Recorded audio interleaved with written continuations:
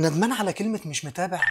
لما انت بتقول بيقول لك شفت المنتخب بتاعه قمت انت قايل له لا اصل انا مش لا ما متابع. قلتش كده امال انا شفتك يا ابني، ما قلتش كده. بيقول لي انت بتتفرج على ماتشات الاهلي، على ماتشات الم- الزمالك، على ماتشات قلت منتخب منتخب مصر مصر في البطوله. قلت له انا بيبقى عندي تمرين في نفس التوقيت فبخلص بسرعه جدا والحق الماتش. قال لي طب مصر هتواجه بوركينا فاسو، فايه رايك؟ قلت له انا مش متابع المجموعه الثانيه. فخدوا كلمه ايه؟ مش متابع. مش متابع، ركبوها على ايه؟ على مصر، المصري اللي كان عامل معاه الحوار ده. المصري عارف. انا بقول لك. احمد المصري. انا بقول لك. يا ريته ما عمل. ليه يا عم؟ انا اخدت منه فلوس كتير الاعلان ده. طب مش شايفه بس ان هي اثرت عليك في المنتخب؟ يا ابني مش دي اللي كلمة اثرت مش يا حبيبي، متابع مش دي دي. اللي اثرت. من قبلها كنت احسن فيرود في مصر وما رحتش البطوله الافريقيه. طب ليه كنت ما بستلم جائزه احسن فيرود في مصر، هم في الحفل في بتاع توزيع الحفله، وانا في بستلم جائزه احسن. كنت جايب تقريبا 6 جوان، وكان في الفيرود اللي راح مجاني كان جاب جون. ما خدونيش. بص يا احمد، هي كان مين المدرب ساعتها؟ كوبر. كانت نيه مبيت لنا. طب ما ليه ما اروحش. خد ليه بس؟ ما اعرفش والله ما اعرف. لا انت عارف بس. والله العظيم ما اعرف. قالوا 100 حوار. قالوا اللي انا عشان مشيت من مصر، من ماتش مصر. وانا وانت مشيت؟ يا ابني مشيت بكررهم هم. انا اتخبطت، طلعت اروح ورحت روح الاوتيل. المستشفى. رحت المستشفى. ما كان معايا دانيال محمد بتاع بيراميدز دلوقتي. اه. محمد قال لي الدنيا مقلوبه بره، مش هينفع اروح المستشفى. تعال روح الاوتيل على ما الدكتور يجي. رحت الاوتيل وقعدت، هم جم ورقصوا وهيصوا ونطوا في الميه في الاوتيل من الفرحه بعد الفوز. وسلموا عليا والف سلام عليك يا حبيبي ومش عارف ايه. الله، قعدوا يعملوا لك كده بعد 15 يوم في فرحي نزلوا الخبر تاني يوم. 15 يوم قال لك ايه بقى؟ قال لك باسم كان بيرقص في الفرح. طب ماشي. 15 يوم. طب ماشي بس عشان بس نكون احنا فاهمين. طب هم ليه يعملوا معاك كده؟ وانت على فكره السنه دي برضو مع عشان المنتخب. كان في حد متخانق مع حسام غالي في الناحيه الثانيه، فبعد حسام غالي من الاهلي، فجمهور الاهلي كان هينهم. فقال لك نبعد نجم من الزمالك. بالظبط. ده انا بقول لك، ده اللي اتقال لي. ما اصل ما فيش اي مبرر انك انت تبعدني. اصل انت كنت ماشي كويس معاهم. يا ابني كنت انا هداف كنت انا اصلا جوان. هداف معاهم. ايه لا، ما هو انا ما مشيتش برضه. هتقول بس مش، ما هو انا ما مشيتش. اتظلمت. بص يا صاحبي، حاسس ان انت بالك انا علاقتي بقت كويسه بالناس كلها. واحد ما انا عارف، بس انت حاسس انت اتظلمت في الفتره دي. ظلمت طبعا يا ابني، ظلمت ظلم باين. بقول لك باخد جائزه احسن فيرود في مصر، ما رحتش المنتخب بطوله الجابون.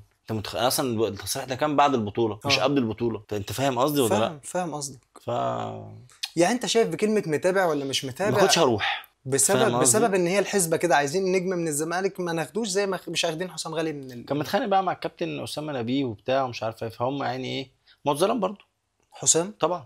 بس انا يعني حد يقول حسام غالي ما راحش المنتخب في التوقيت ده؟ لا طبعا كان حسام كانت الفتره دي كان فايق جدا. بس انا عايز اقول لك حاجه، هو برضه فعلا قال لهم هاجموا وبتاع، احنا مش هينفع اسلوب اللعب ده.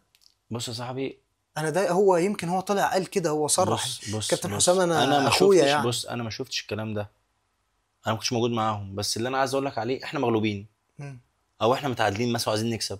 ما الطبيعي انا راجل كابتن الفرقه هقول يلا نضغط من قدام، يلا نهاجم، يلا نعمل مش عارف. كوبر ما عجبوش. هو كوبر ما بيحبش النجوم يا احمد. كوبر هو ما بيحبش اللعيبه الكبيره وعندها شخصيه.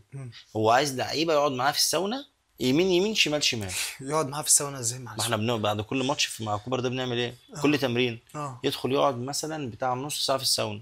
يسيبك تتكلم ويسيبني نتكلم ويسيبني نتكلم ويسيب ده يتكلم، ويحلل شخصيات، ويقعد يسمع اللعيبه وتتكلم. جدع. كل يوم بعد التمرين في الساونا. كل يوم بعد التمرين في الساونا حوالي نص ساعه. يدخل اول واحد يخرج اخر واحد، وشوف شخصيتك بتقول ايه، وشوف ده كان ذكي جدا خد بالك. طب هو بيفهم عربي؟ محمود فايز بيترجم. ما انا لازم افهم. ده محمود فايز بيدخل معاه.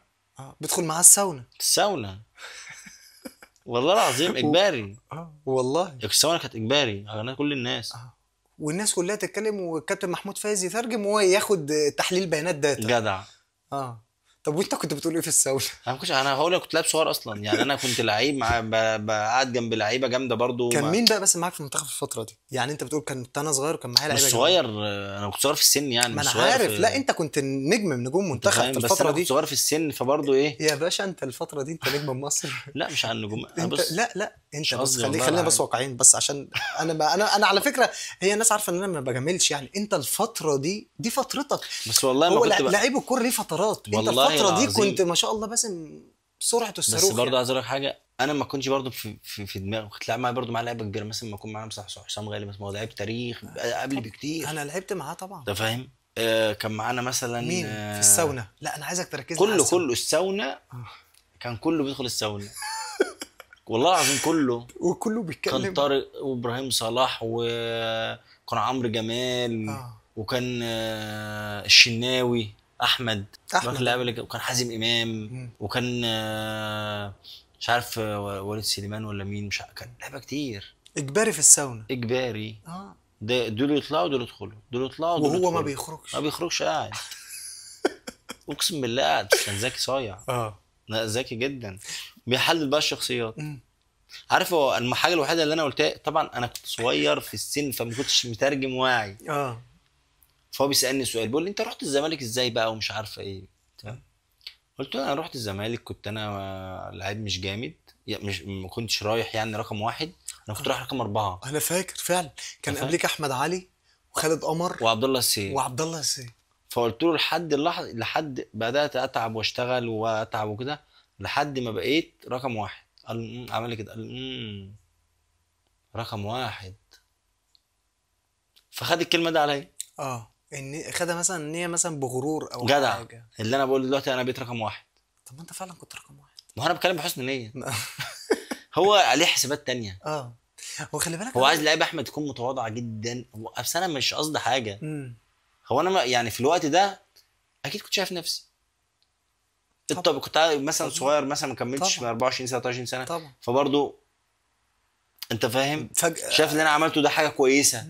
اللي انا برضه كنت رقم 4 وبقيت رقم 1 في نادي الزمالك. لا دلوقتي انت ما بقتش رقم واحد في الزمالك. انت السنه دي كنت رايح رقم 4 في نادي الزمالك. ايوه كنت جاي بقيت من رقم الانتاج 1 وجايب برضه كنت جايب جون مع الانتاج. انا كنا شايفينك في الدوري. كنا شايفينك وانا ومش عارف كنت جايب 11 جون. كنت ماشي برضه بطريقه كويسه جدا انا باسم مع الانتاج طبعا.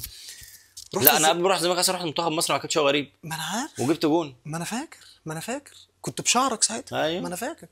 بعدين انت رحت نادي الزمالك كنت رقم 4 في بدايه السنه. كنت رقم 4 فنشت السنه نجم مصر.